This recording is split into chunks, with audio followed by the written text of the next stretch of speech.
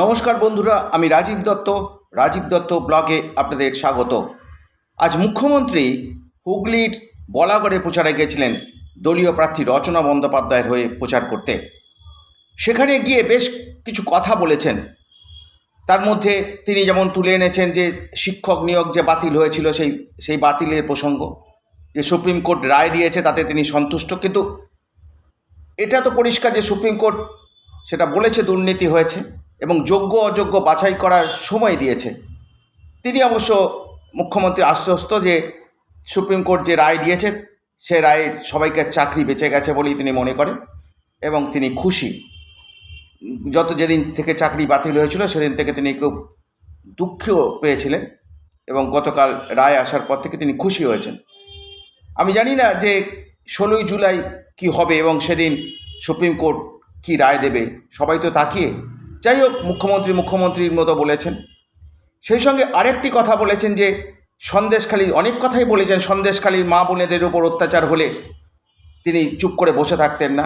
এটাও যে সেখানে তথ্য দেখেছেন, তথ্য ফাঁস হয়েছে, যে ভিডিও ফাঁস হয়েছে সেই ভিডিও নিয়ে তিনি বলেছেন এবং সেখানে তিনি মনে করেন যে সেখানে কিছু হয়নি।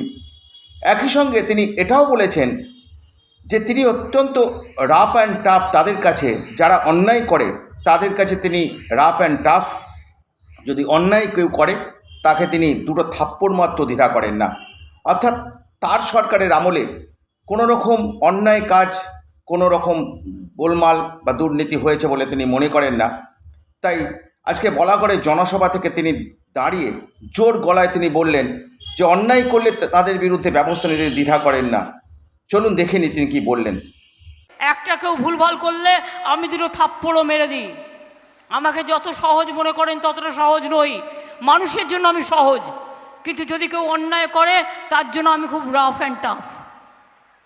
মুখ্যমন্ত্রী বলেছেন, কিন্তু প্রশ্ন তো উঠছে অনেক যে এত বড় দুর্নীতি ঘটনা যখন সুপ্রিম কোর্টও বলছে, রাজ্যের বেশ কয়েকজন মন্ত্রী জেলে, বেশ কয়েকজন বিধায়ক জেলে, সেই সঙ্গে সরকারি অফিসাররাও জেলে, তদন্ত চলছে ইডি সিবিআই, অর্থাৎ সব কি তাহলে মিথ্যে?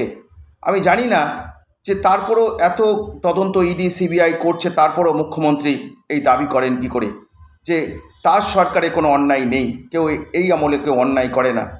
যাই হোক, আমি বিষয়টা আপনাদের তুলে ধরলাম।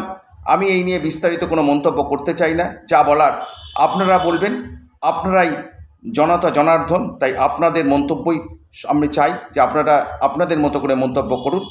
এইটুকুই জানি, শেষ করলাম। ধন্যবাদ।